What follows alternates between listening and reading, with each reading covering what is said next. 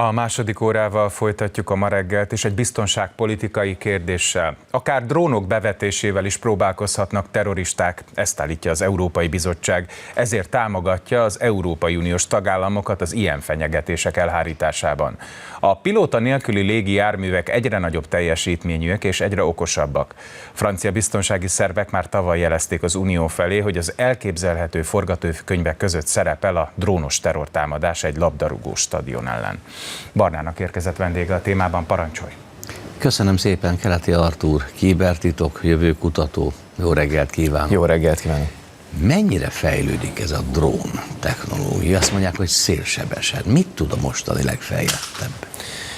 Hát egészen megdöbbentő képességei vannak ezeknek az eszközöknek. Ugye, ha jobban belegondolunk, ma már egy egyszerű órában, vagy egy mobiltelefonban rengeteg képesség, rengeteg feldolgozó számítógép képesség van, kamerák tömkelege, a modern mobiltelefonokban már 4, 5, 6, 7, 8 kamera van.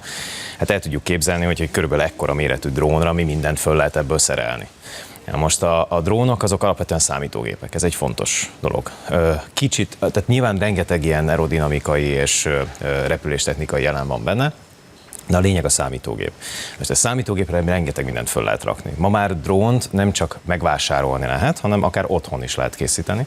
Nem olyan régen például volt lehetőségem megismerni egy olyan fiatalembert, aki egy saját készítésű drónt csinál, abszolút mentő célokra, tehát arra hogy embereket megtaláljunk vele, hamar eljutassuk hozzá a segítséget, és ő azon dolgozik, egész hihetetlen, hogy körülbelül ekkora méretű kis drónokat gránátvetőből lehessen kilőni. Akár 5-6-ot egymás után, flum, szépen kirepülnek ezek a drónok egymás után, aztán összeállnak egy rajba, mert már erre is képesek, tehát nem csak egy drón, hanem akár több drón egymással összehangolva tud repülni, és mondjuk így tudnak megkeresni egy területen embereket. Biztos, hogy a 21. században ülünk, vagy már egyet előrébb léptünk? Ez ma a valóság. Ez amit az elején kérdezett, hogy haladunk előre, ebben a tempóban haladunk előre, és mivel számítógépek vannak bennük, ezért nyilvánvalóan egymással is tudnak beszélni, sőt, akár alakfelismerő rendszereket is bele lehet tenni, tehát magyarán fölrepülnek mondjuk 6-7 drón, fölrepül egy ilyen terület fölé, körbenéznek, és látják, hogy itt van 10 ember, itt van 8, itt 6, bejelentenek ezekről, hogy hol mozognak ezek, és amíg ez sok évvel ezelőtt mondjuk titkosszolgálati katonai eszköz volt, ma már bárkinek lehet otthon. Amíg vékony célokat használ, addig nincs is ezzel baj. Így van. Na de hát itt most azt jelentették a franciák is, hogy tudomásuk van arról, hogy bizonyos szervezetek, terrorszervezetek, azt nem mondták meg, hogy melyik, vegyi fegyver bevetésére, sőt, biológiai fegyver bevetésére is készülnek drónhoz kapcsolódva, például stadionok ellen. Na de hogy lehet ez ellen védekezni? Ahhoz, hogy védekezni tudjunk, tudnunk kell azt, hogy mire képesek ezek a rendszerek. De hát, ha ilyen rohamosan fejlődik, akkor ez borzasztó nehéz. Ez a kulcs mozzanata a dologban. Elkezdtek kiépíteni drónvédelmi rendszereket. Ezeknek az alapja az, hogy először is föl kell ismernünk, hogy egy drónnal van dolgunk. A hagyományos felderítő eszközök, akár például egy radar mondjuk egy repülőtéren, de ugye a legtöbb helyen a normál házakra vagy stadionokra nem tesznek ilyen radarokat, de még ezek a radarok is mondjuk egy drónt madárnak néznének, meg kicsi, nagyon kicsi. Nem is foglalkoznak vele nagyon. Tehát erre külön rendszereket kell kiépíteni, amik észreveszik a drónokat. A hangjukat meg tudják különböztetni a normális egyéb hangoktól. Észreveszik, hogy kommunikálnak. Az is gond, hogy a kommunikáció, ezeket a drónokat úgy építik föl, hogy minél stabilabb legyen a kommunikációjuk, például frekvenciákat is váltanak gyakran, próbálnak kiszűrni zavaró dolgokat, hiszen a drónnak kapcsolatot kell tartani a gazdájával, aki irányítja valahonnan. Jó esetben, rossz esetben előre be van programozva, hogy mit csináljon, de mondjuk ezt most még vegyük ki a képletből. Magyarán ezt a frekvenciát is lehet monitorozni, de nagyon nehéz, mert állandóan ugrál jobbra-balra. Magyarán egy olyan rendszer kell, ami ma a számítástechnikai és irodástechnikai képességeinknek a csúcsa.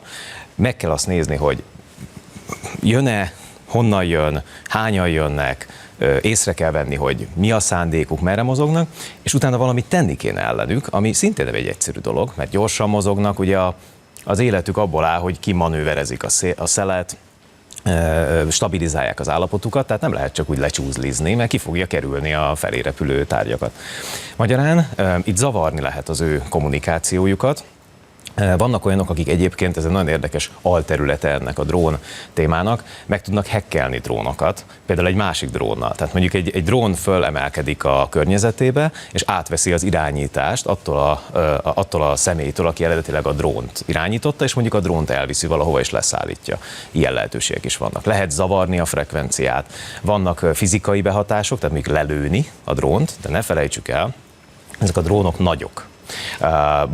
Forog bennük egy csomó dolog. Tehát mondjuk, ha fogunk egy mesterlövészt például, amit mondjuk nem minden stadionban lehet ötöt alkalmazni reggeltől estig, hogy drónokat figyeljen, de lelő egy drónt, akkor az ráesik emberekre. Abból is nagyon komoly baj lehet. Lehet, hogy nagyobb baleset lenne belőle, mint engedni, hogy ott mozogjon. Ez is probléma, és akkor ez még maga az eszköz, és amit rá tudnak akasztani, az a következő kérdés. Most Brazíliában pont 2 hete volt egy olyan eset, hogy az egyik szomszédnak elege lett abból, hogy ott nagy mindenféle ünneplés zajlik a környéken, és fogott egy drónt, a saját drónját, fölküldte, és az tűzijáték rakétákat kezdett lőni a szomszédokra. Mert hogy ezt így... Milyen kedves. Milyen kedves. Szóval igazából az, hogy most itt... Ugye húzzuk meg a határt, itt a terrorizmus hogyan használja, vagy a bűnözés hogyan használja, ez egy nagyon nehéz kérdés, de még ráadásul sajnos az is igaz, én meg erről hallottam jelentéseket, hogy terrorista szervezetek például drónokat kifejezetten védenek az olyan típusú zavarások ellen, ami a frekvenciát befolyásolná, egész egyszerű módszerekkel, akár mondjuk a fóliával, vagy egyéb eszközökkel beborítják a drónokat. Szóval ez egy nagyon bonyolult, összetett kérdés, és ma Németországban körülbelül 1 millió drón van, az USA-ban kb. 8 millió, 2020-ra nagyjából ennyi lesz, tehát ez az összes tudásunkat igénybe veszi. Ad abszurdum, az is előfordulhat, ha már említette, hogy végső soron ezek a drónok számítógépek. Így van. Hogy egy atomerőmű működését is befolyásolni tudják a levegőben. A legnagyobb gond ma a drónokkal az, hogy az általános fizikai védelmet, amit fölépítettünk hosszú-hosszú 10-100 éveken keresztül, falakat, magas épületeket, kerítéseket, azokat gond nélkül átrepülik.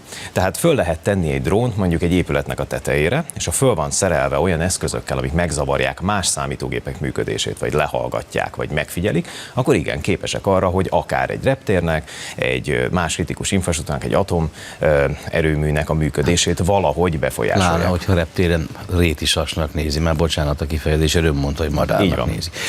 Bocsánat, mert egyébként a madarak segítségével lehet drónt fogni. Azt láttam. Igen. Megtanítottak nagy testű sasokat, és lerúgta a drón. Igen, kifejezetten szeretik szerintem. Egy érdekes kihívás nekik, de azért ne számítsunk rá, hogy mondjuk egy 300 drónból álló ilyen rajt, mert már ilyet is lehet csinálni, vagy akár még többet is, nem fogják a rétisasok megoldani ezt a problémát. Hát ez már nekem a csillagok háborúja. Pedig ez most van, ez nem csillag, ez most ma van. Ez egy létező veszély, igen. Köszönöm szépen. Nagyon szívesen.